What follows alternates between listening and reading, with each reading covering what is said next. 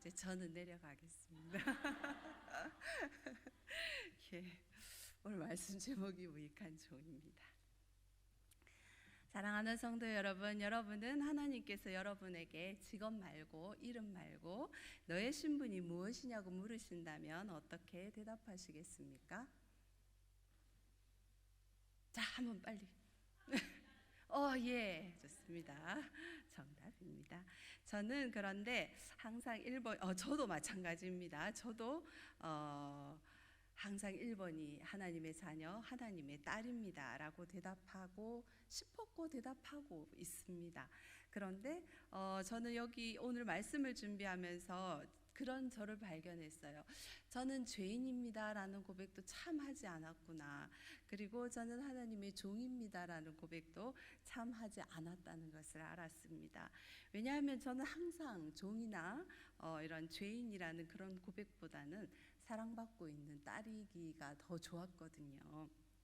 그래서 기도할 때도 주여보다는 저는 아버지라고 부르기를 더 좋아합니다. 이것은 순전히 제 생각이긴 하지만 종이 주인에게 구하는 것보다는 자녀가 부모에게 구할 때 왠지 아버지께서 더 잘 들어주실 것만 같고, 또 저 자신도 아버지를 주인님으로 대하는 것보다는 아버지라고 이렇게 할 때 훨씬 더 친밀하게 느껴지기 때문입니다.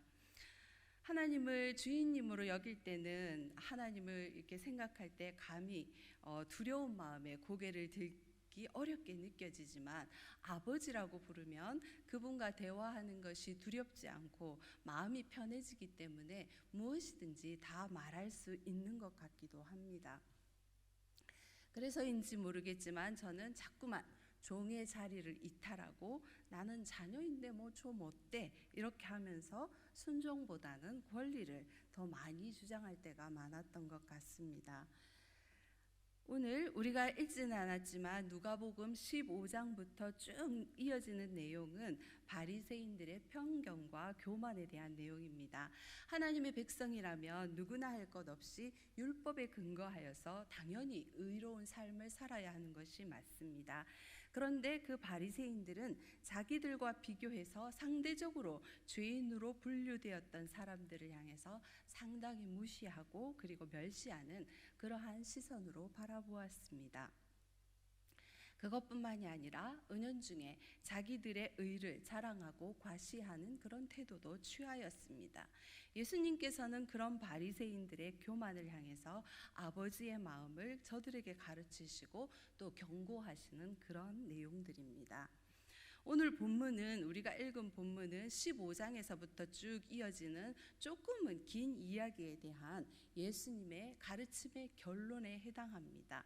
이 말씀의 핵심은, 오늘 예수님이 하신 말씀의 핵심은, 하나님에 대한 참된 믿음을 가지고 있는 사람은 우리가 사는 날 동안에 하나님의 나라를 위해서 수고한 모든 것에 대하여 스스로 아버지 앞에 고백하기를, 저는 무익한 종입니다. 저는 해야 할 일을 했을 뿐입니다 라고 이렇게 고백하라는 것입니다.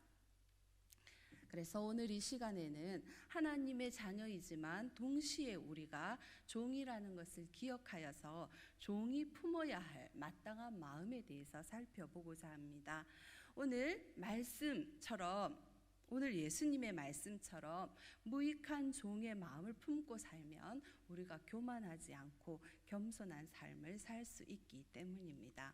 첫 번째로, 무익한 종은 자신이 피조물이라는 것에 대한 확실한 인식이 있어야 합니다. 성경은 여러 구절에서 하나님께서 우리를 자녀로 부르셨다고 증거합니다. 대표적으로 요한복음 1장 12, 13절 말씀에는 영접하는 자, 곧 그 이름을 믿는 자들에게는 하나님의 자녀가 되는 권세를 주셨으니 이는 혈통으로나 육적으로나 사람의 뜻으로 나지 아니하고 오직 하나님에게로서 난 자들이라 말씀하셨습니다. 그리고 로마서 18장 14, 5절 말씀에도 무릇 하나님의 영으로 인도함을 받는 자들은 하나님의 자녀라고 하였습니다. 양자의 영을 우리가 받았기 때문에 우리가 아빠, 아버지라고 하나님을 부를 수 있다고 하였습니다.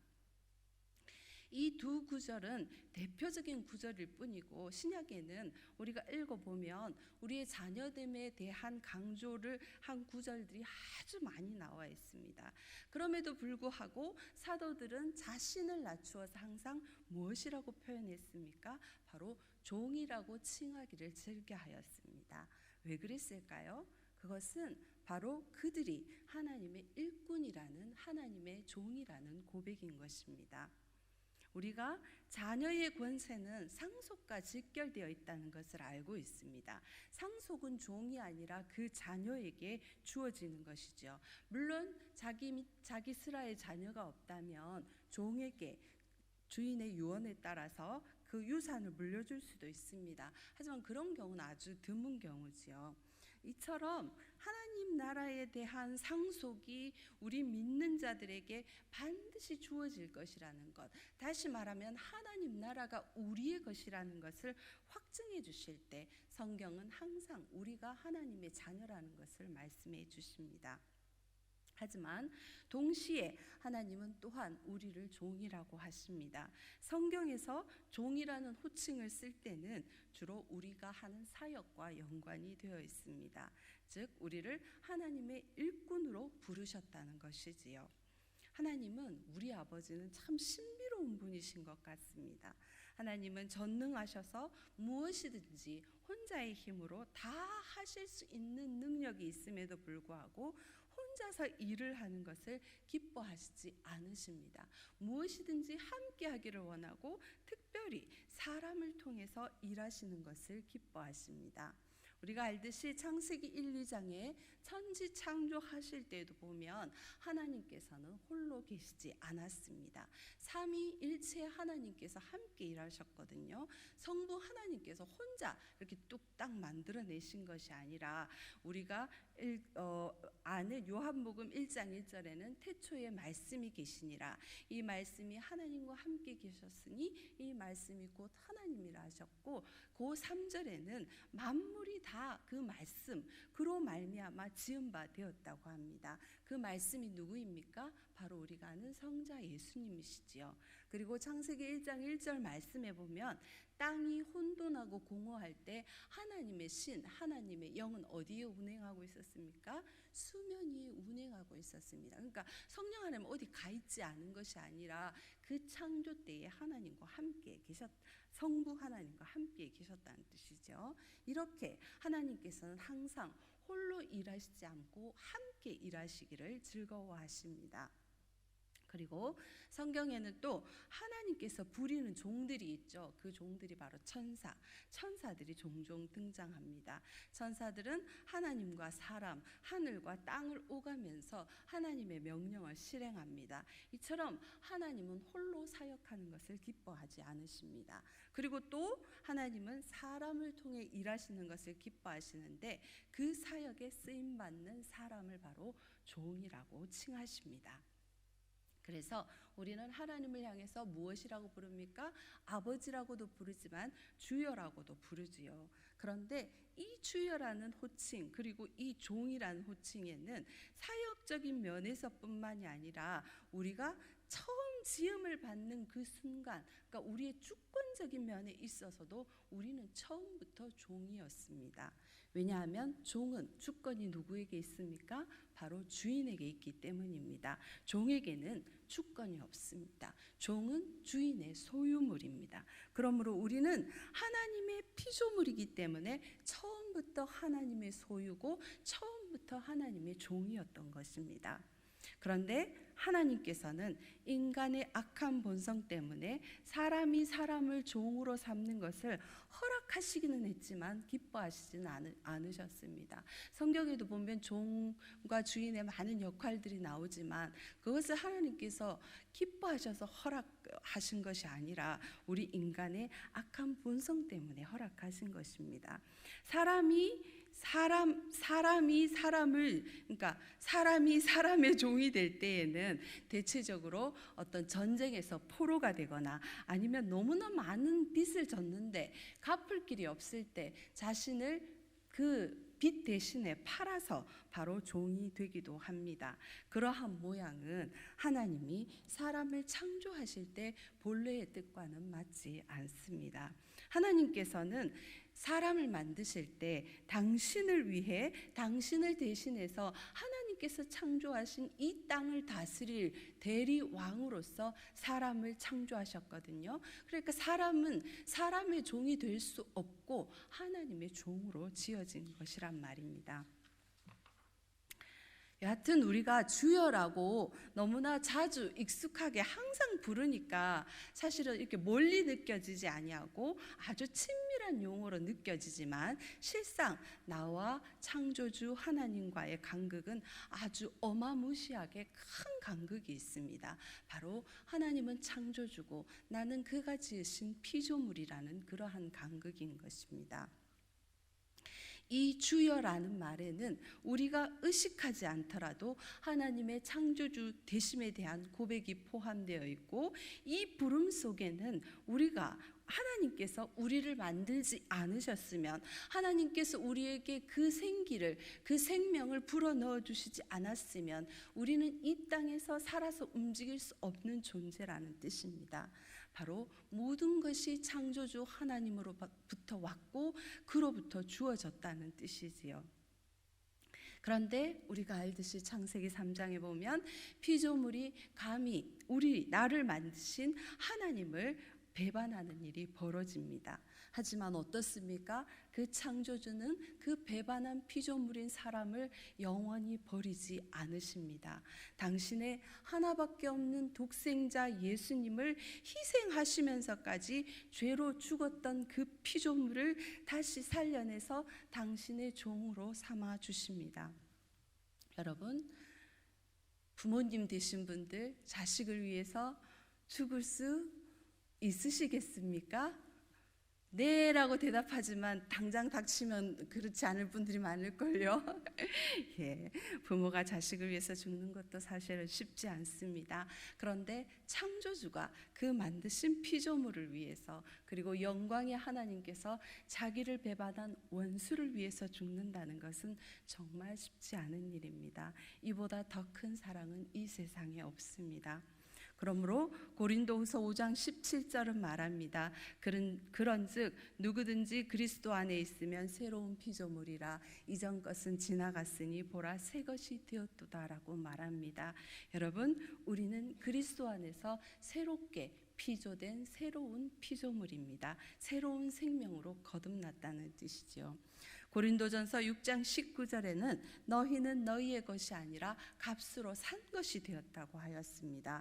바로 우리를 그리스도의 피로 다시 사셔서 다시 하나님의 소유, 하나님의 자녀이지만 다시 하나님의 종으로 불러 세워 주셨다라는 것이죠. 우리는 예나 지금이나 여전히, 그리고 앞으로도 영원히 주님의 것, 하나님의 것입니다. 신명기 15장 12절에서 18절에는 종을 대우하는 법이 나옵니다. 만일 종이 자유할 때가 되었는데도 그 주인의 집을 너무 사랑해서 떠나기 싫어하면 그 종을 데려다가 문 기둥에 세워놓고 귀에다가 구멍을 뚫으라고 했습니다. 그렇게 하면 그 종은 그 집의 영구히 그 집의 종이 되어집니다. 사랑하는 성도 여러분, 우리는 이 빛뚫린 종과 같이 우리를 구원하여서 우리를 사랑하신 하나님께 우리를 기꺼이 영구히 종으로 드린 그러한 자들입니다. 엄밀히 말하면 원래부터 주님의 것이었지만 어떻습니까? 하나님께서는 자기가 만드신 우리 사람에게 인격을 주셔서 그 인격을 너무나 존중하신 나머지 그 하나님의 사랑도, 우리가 종으로 살겠다는 것도, 원래 우리가 종이었지만 하나님께서는 우리 자신을 스스로 드리기를 기뻐하시는 그런 분이십니다. 우리 하나님은 정말 멋진 주인님이신 것 같습니다. 여러분은 영구히 하나님의 종이 되기를 원하십니까? 그러면 오늘 예배를 마치시고 나가셔서 다 귀를 뚫으셔야 되는데 괜찮으시겠습니까? 농담입니다. 진짜 뚫지 마십시오. 사랑하는 성도 여러분, 하나님이 여러분의 창조주 되심을 믿습니까? 네, 그렇다면 여러분의 피조물 되심을 결코 잊지 마시기 바랍니다. 그래야 나의 본질을 깨닫고 우리가 무익한 종이라는 것을 알고 하나님 앞에 겸손한 고백을 올려드릴 수가 있는 것입니다. 두 번째로, 무익한 종은 충성밖에는 할 것이 없는 자입니다. 오늘 무익한 종의 고백은 그들이 밭 갈고 양치고 주인의 시중 들고 종일 수고한 후에, 다시 말하면 곧 충성을 다한 후에 하는 고백입니다. 너무나 겸손한 고백이지요. 성경에서 충성은 헬라어로 피스티스입니다. 이 피스티스는 성경에서 믿음 또는 신뢰함으로도 번역되거든요. 그런데 이 피스티스가 갓 충성으로 번역될 때에는 우리가 잘 아는 갈라디아서 5장 22절 성령의 9가지 열매에서 나오는 그 충성도 같은 피스티스이거든요. 이렇게 피스티스가 충성으로 번역될 때의 특징은 하나님을 향한 믿음이 너무나 확고하고 분명하기 때문에 반드시 그 삶에서 열배로 드러난다는 특징을 가지고 있습니다. 충성의 문자적인 의미는 어떤 대상에 대해서 그 마음이 변하지 않는 것이지요. 바로 우리가 우리를 만드신 창조주 하나님에 대해서 마땅히 품어야 할 그러한 마음이 바로 충성입니다. 그런데 우리가 주인에게 충성하기 위해서는 어떻습니까? 그분에 대한 어떤 그 대상에 대한 분명한 믿음이 있어야만 우리가 충성하고 신뢰를 할 수가 있는 것입니다. 오늘 그 충성에 대해서 예수님께서는 겨자씨 한 알만한 믿음만 있으면 우리가 충성할 수 있다고 합니다. 예수님은 여기서 너희가 겨자씨 한 알만 있으면 충성할 수 있어라고 말하진 않았지만 이 문맥상 겨자씨 한 알만한 믿음을 말씀하시고 무익한 종의 이 일하는 것을 이렇게 이어서 설명하는 것을 볼 때에 이 믿음을 소유한 자가 바로 예수님이 말씀하신 이 불가능한 일, 마치 이 무익한 종이 할 것 다 하고 하는 것이 불가능해 보이지만 그렇게 할 수 있다는 그러한 뜻인 것입니다.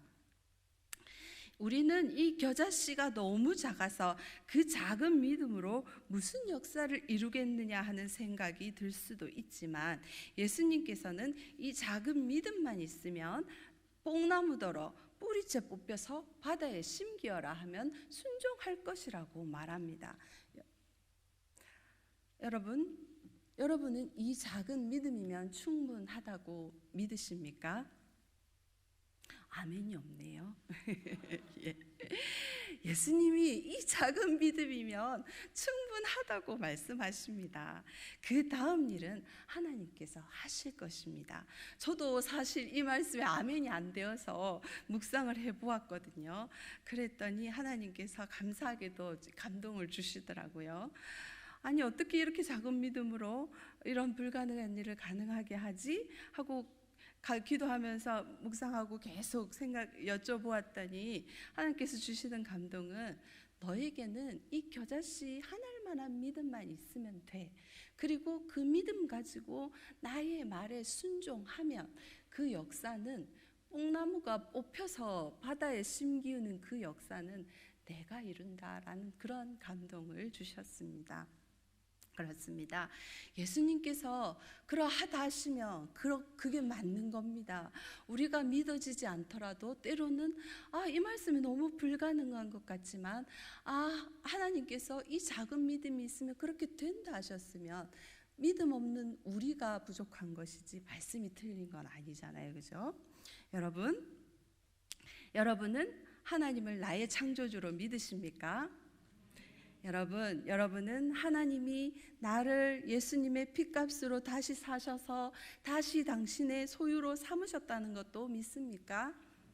네, 그렇다면 여러분의 마음속에는 이미 이 겨자씨 한 알만한 믿음이 들어 있습니다. 이 거듭남의 믿음이 바로 가장 작은 겨자씨 한 알과 같은 그러한 믿음인 것입니다. 이것이 바로 우리 믿음의 시작입니다. 이 믿음이 자라서 새들이 깃들이는 날이 오는 그러한 큰 나무가 될 수 있을 것이라고 믿습니다. 거듭난 자는 하나님의 영을 받은 자들입니다. 그래서 우리는 하나님의 영을 따라 살기를 즐거워합니다. 그러므로 우리는 충성할 수가 있는 것입니다. 계시록 1장 5절 말씀에는 예수님을 가리켜서 충성된 증인이라고 합니다. 왜 그럴까요? 예수님은 하나님 아버지께서 당신에게 맡기신 모든 사역을 십자가에서 죽으시까지 다 이루셨잖아요. 그리고 마지막에 가시면서 하신 말씀이 다 이루었다라는 그 고백을 하신 분입니다. 사랑하는 성도 여러분, 우리도 예수님을 본받아서 하나님께 충성하는 종이 되기를 원합니다. 오늘 본문에서 예수님께서 말하는 것처럼 우리에게 맡기신 그 사명을, 그 사역을 충성스럽게 다 마친 후에 오늘 이 무익한 종이 고백하는 것처럼 나는 무익한 종입니다. 내가 하여야 할 일을 한 것뿐입니다라고 이렇게 우리 다 함께 고백하기를 소원합니다. 하지만 그런데 솔직히 여러분 어떻습니까? 지금 이 땅에서 사역이 우리를 힘들게 할 때가 있지요. 그런 것이 없다고 말할 수는 없습니다. 때로는 그 짐이 너무 무겁게 느껴져서 다 내려놓고 잠시 쉬고 싶을 때도 있을 것입니다. 그러나 여러분 아주 낙심하지 마시기 바랍니다. 하나님은 우리에게 사역을 맡겨놓고 너 혼자 감당하라고, 우리 보고 혼자 감당하라고 방관하시는 분이 절대 아니십니다. 아니, 하나님은 내가 혼자 하겠다고 막 다니는 것을 솔직히 말하면 싫어하십니다.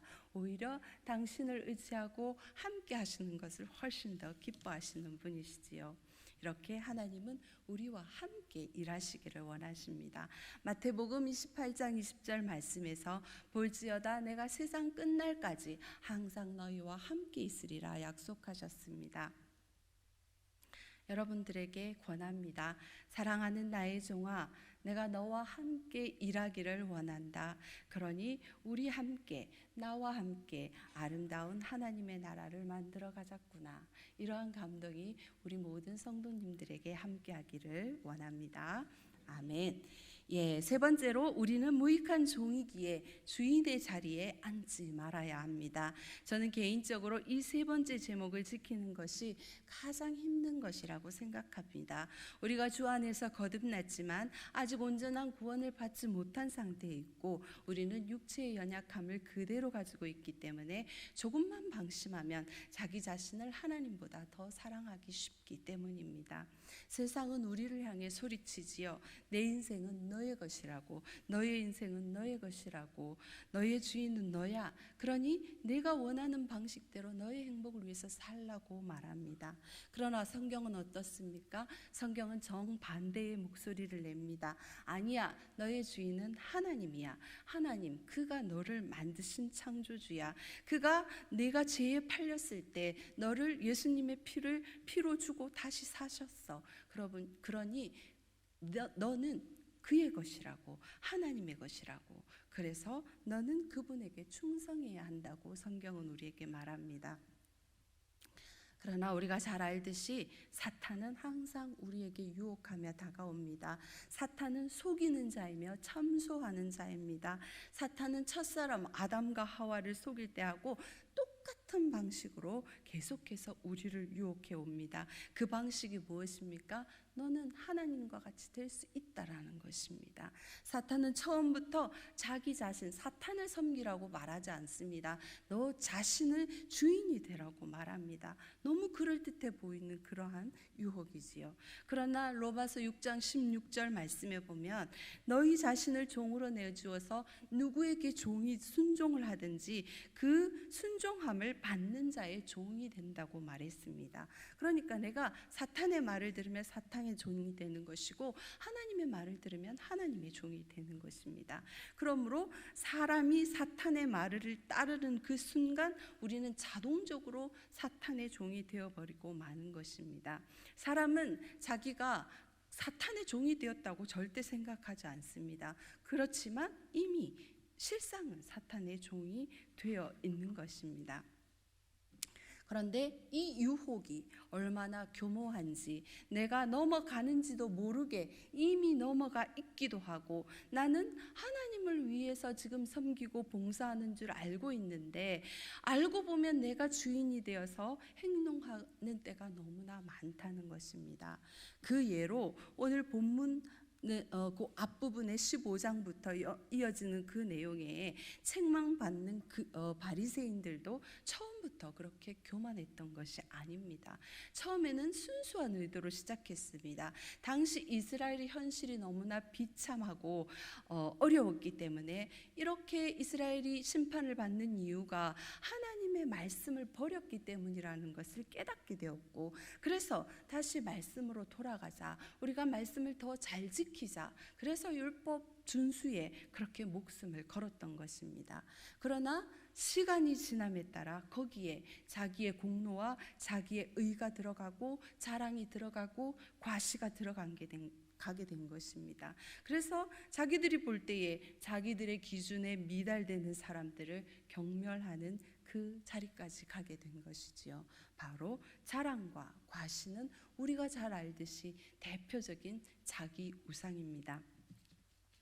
역대상 21장에 보면 사탄이 다윗을 충동하는 내용이 나옵니다. 사탄이 일어나 다윗을 충동하여 이스라엘을 계수하였다 합니다.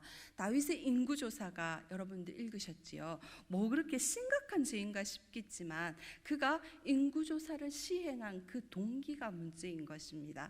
다윗 통치 말기에 하나님께서 다윗과 함께 하셨기 때문에 일생 동안 함께 하셔서 모든 전쟁에서 이기게 하셨고 그 나라의 평화의 기틀이 잡히게 되었습니다.